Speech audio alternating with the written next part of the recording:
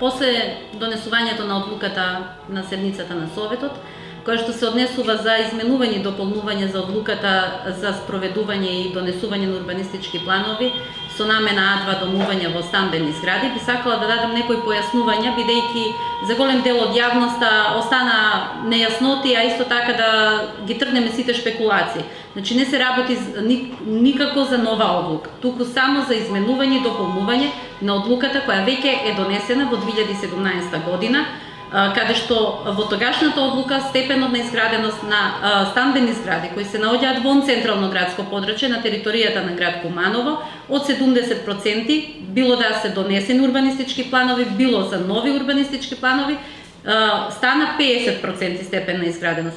Со оваа одлука се изменува само делот кој што ќе се однесува на висококатниците, кои што се наоѓаат вон централно градско подрачје, односно стамбените згради кои што се 21 метар висина и повеќе и кои што слободно стојат во својата градежна парцела, односно не допираат со ниту една страна до друг објект. Тој дел го регулираме на тој начин што во правилникот, новиот правилник за урбанистичко планирање, истата е предвидена степено на изграденост на ваквите објекти да биде од 15 до 30, претходно не беше воопшто дефиниран, затоа и го нема во нашите претходни одлуки, така да ние го земаме максимално дозволениот 30%. Се друго во одлуката останува исто како што било и во претходно донесените одлуки. Што се придобивките? Значи, со ова и законодавецот го пропишал ваквиот степен на изграденост, се добива повише слободен простор, похумано живење, повеќе простор за зелени површини, што и текако му недостасува на нашиот град. Хумани услови, право на сонце, право на проветрување, право на светлина, затоа и самата одлука се темели врз основа на член од Уставот која предвидува хармонизација и хуманизација на живењето во нашиот град. Дали тоа се однесува на пониски згради? Одлуката апсолутно не се однесува на пониски згради. Значи за сите останати згради вон централно градско подрачје и понатаму останува да си важи одлуката што била донесена 2017 година, односно 50% степен на изграденост. И исто така оваа одлука беше донесена 2017, потоа во другите градови беше посочуван како добар пример. Меѓутоа, од друга страна, постои стравување кај граѓаните дека ќе се крени онака високата цена на метар квадратен, која што сега во некои делови од градот изнесува 1200 евра. Значи, одлуката и цените на стамбениот простор нема никаква врска со одлуката. Цената ја го диктира пазарот, обрувачката и она што се нуди на пазарот. И како што спомна и градоначалникот, во Скопје немаат ваква одлука, се гради каде сакаат и колку сакаат. Повторно цената во Скопје достигна 2500 евра од метар квадратен. Значи цената зависи од оберувачката, а исто така и од поскапувањето на сите градежни материјали. Колку згради се градат моментно во Куманово? Моментално од почетокот на оваа година до сега имаме издадено 3 одобренија за стамбени згради.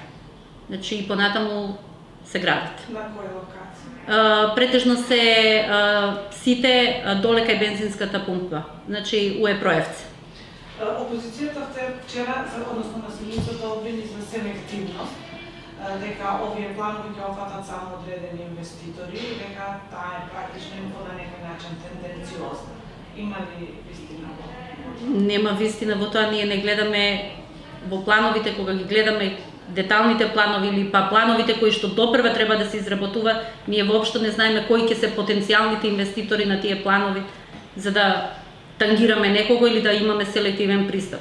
Само го регулираме она што не беше регулирано со претходната одлука, бидејќи во претходниот закон за урбанистичко планирање и во правилникот не постоеше категорија на слободно стоечки стамбени згради висококатници.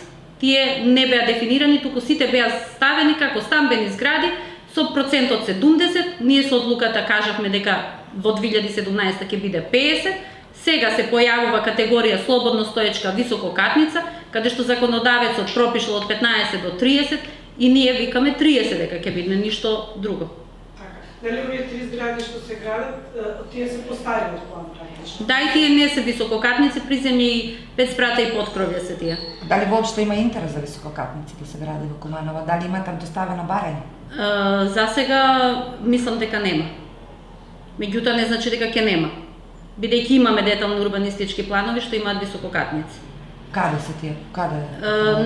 Некој дел го зафаќа Трета Македонска, булеварот, а останатите се на локација Проевци. Меѓутоа имаме и во постапка што е детален урбанистички план, што беше и прашањето од опозицијата, дали ќе ја вградиме одлуката на Моша Пијаде.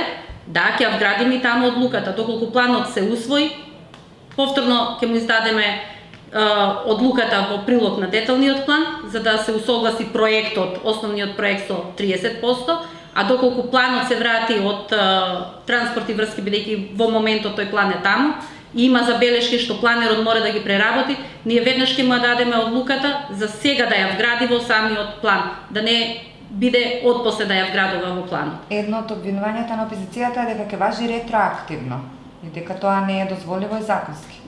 Одлуката и во 2017 важеше ретроактивно. Значи во 2017 година ние имавме детални урбанистички планови со степен на изграденост од 70%, одлуката што беше донесена викаше се 50%. Одлуката е преиспитана, таквата одлука со сите нејзини измени и дополни до сега во 2020 година од страна на Уставниот суд, и Уставниот суд кажа дека одлуката е уставна и законита, затоа што согласно Законот за локална самоуправа и Законот за урбанистичко планирање, донесувањето и спроведувањето на урбанистичките планови е во надлежност на општините. Колку имате згради изградено од 2017 наваму? Имате ли таков податок? Па не располагаме со точна бројка, меѓутоа од 2017 наваму има многу. Некаде 10 на 15. Збориме стамбени згради, да. Сега на поминување тука видовме дека започнала реконструкција на поранешниот супермаркет. Дали имате информација која ќе биде намената, новата намена? Не, немаме информација, бидејќи до кај нас во системот нема пристигнато барање за реконструкција на таков објект. Меѓутоа намената на самиот објект според деталниот и генералниот урбанистички план е стамбено деловен. Значи приземјето станува деловно, меѓутоа која содржина ќе се вгради внатре, се уште не знаеме, бидејќи немаме никакво барање до кај нас. Они имаат обврска да поднесат барање? Па доколку прават реконструкција во самиот објект внатре имаат, доколку само стаклата ги сменуваат, тогаш немаат. Тоа спаѓа под тековно одржување на објектот. Докаде делот од Житомир каде што Кам Маркет почна да гради, односно да ги реновира објект? Па ние таму имаме одобрение за реконструкција, а кога ќе се реализира целосно останува... Имаат рок или нема? Не, немаат рок. Одобрението за реконструкција нема рок на важност.